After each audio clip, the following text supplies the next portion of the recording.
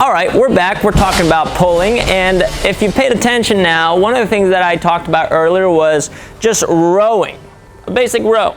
We took that row and we noticed that going into extension was important because that allowed me to get that shape where my forearm was perpendicular. On top of that, I added now not just taking this mid-range pull, but also taking this overhead pull, which is basic pull-up. We talked about standards there. And then I addressed, what do we do? Do we go in a hollow body position, closed shape as I pull, or do I go in extension, or do I do both?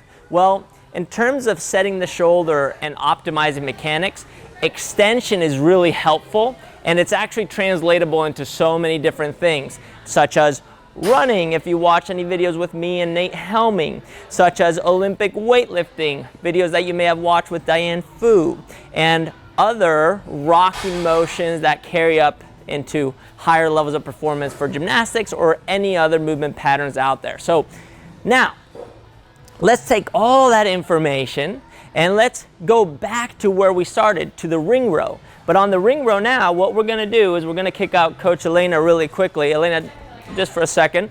We're gonna use this box, and I want you to notice this. As I pull into my ring row, I naturally tend to go into extension. If I make that more and more exaggerated, look what's starting to happen. I'm going from a global flexion, which is basically a hollow body position, to a global extension.